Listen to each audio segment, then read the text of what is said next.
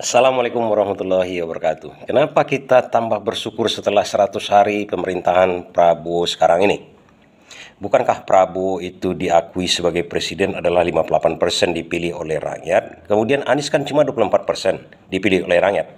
Apa artinya kalau dipilih rakyat itu diakui oleh rakyat, dipercaya oleh rakyat untuk memimpin Indonesia. Trust, itulah kepercayaan pada Prabowo itu 58% saat ini. Namun kenapa kita bersyukur? Kok Anies Baswedan cuma 24% diakui? Artinya kepercayaan masyarakat kepada Anies Baswedan cuma 24%. Kenapa kita bersyukur? Itu lagi pertanyaan kita kan? Baik, setelah 100 hari ini ada sesuatu hal yang turun di masalah trust di pemerintahan itu. Apa saja itu? Dan trust kepada Anies Baswedan naik signifikan. Nah, kalau kita berbicara mengenai pemimpin itu trust, kepercayaan. Apa yang ada pada pemimpin tersebut? Kenapa orang mempercayainya? Seorang pemimpin pasti harus diikuti. Seorang pemimpin atau imam dalam sholat itu ada makmum, kalau dia sendiri itu bukan pemimpin.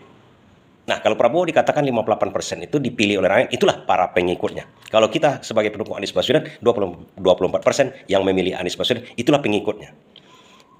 Seorang pemimpin harus ada pengikutnya. Kenapa dia dipercaya? Karena integritas. Kan sering kita dengar masalah integritas. Apa sebenarnya integritas itu? Dalam integritas itu ada dua hal sebenarnya. Kejujuran. Kejujuran, bukan munafik. Amanah.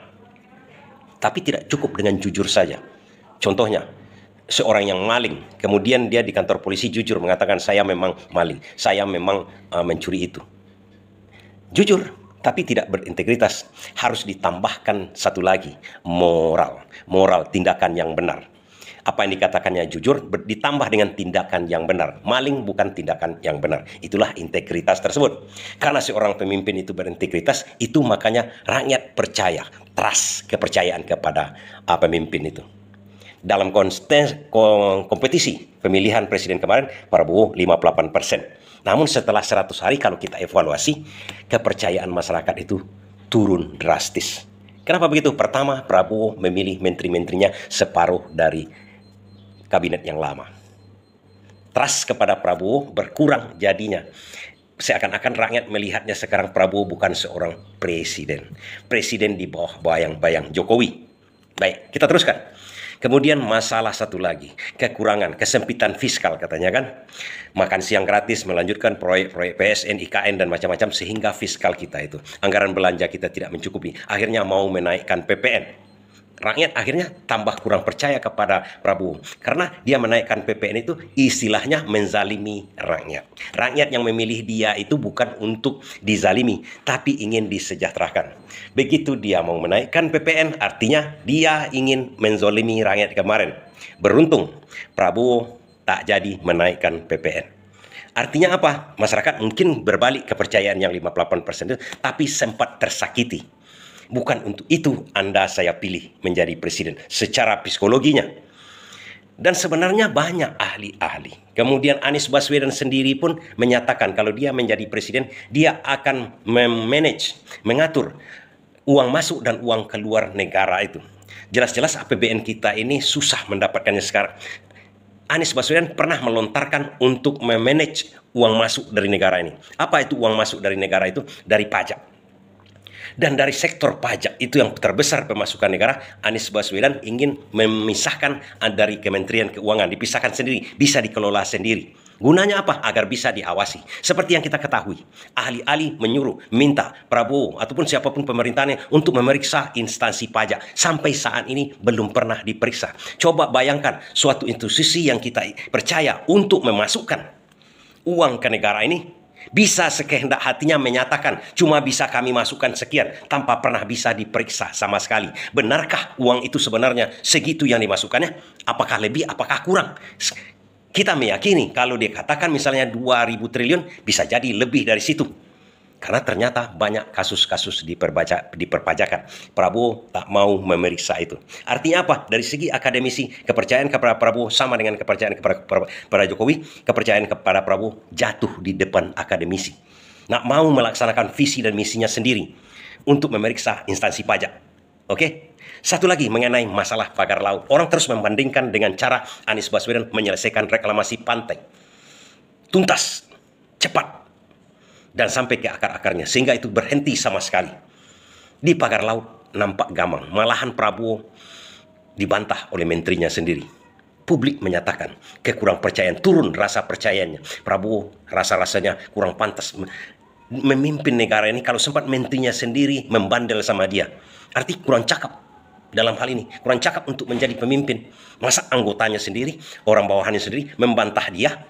Seukuran presiden negara yang sangat besar ini, seharusnya menteri tersebut sudah dipecat.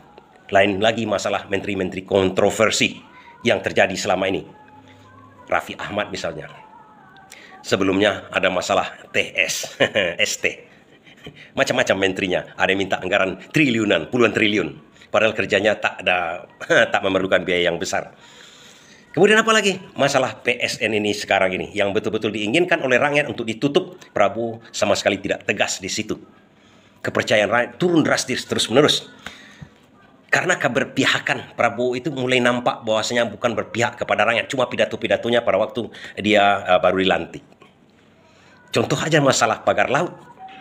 Kita bandingkan dengan reklamasi pantai dengan kampung akuarium Anies Baswedan. Kita bandingkan PSN-nya Rempang sekarang ini untuk siapa sebenarnya? Kan untuk oligarki, bukan untuk rakyat. Dan bagaimana dengan Anies Baswedan? Sederhana, reklamasi pantai itu ditutup Anies Baswedan karena rakyat nelayan di situ itu tak bisa melaut lagi, tangkapannya jadi kurang. Anies berpihak kepada nelayan-nelayan. Kalau Prabowo tak mau berpihak kepada nelayan-nelayan, ini masalahnya di PIK sekarang ini, di pagar laut sekarang, yang sama juga dengan kasusnya dengan Anies Baswedan. Jelas di situ Prabowo berpihak kepada bukan rakyat. Kemudian kampung akuarium lagi. Sama dengan PSN di Rempang sekarang itu. Seharusnya Prabowo membatalkan PSN di Rempang itu. Karena sudah mengusir penduduk dari daerah kelahiran dia. Dan memberikan tanah kepada investor yang katanya dari Cina. Diberikan tanah kita kepada Cina. Coba bayangkan. Yang dulu diberikan oleh Jokowi. Seharusnya Prabowo stop itu. Kembalikan penduduk Rempang itu. Kenapa orang membandingkan dengan Anies Baswedan? Sederhana. Kampung akuarium. Kampung akuarium diusir oleh Ahok. Katanya itu tanah negara. Anies terpilih, sama dengan kejadian di Rempang. Kalau Prabowo terpilih, dia kembalikan rakyat ke Rempang sekarang yang diusir kemarin itu.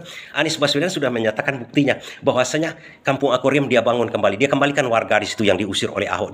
Dibuatkannya apartemen, dibikinkannya bangunan, tempat tinggal yang layak untuk penduduk di situ. Anies menegaskan bahwasanya tanah dan bumi ini untuk rakyat, bukan untuk oligarki, bukan untuk investor dari Cina.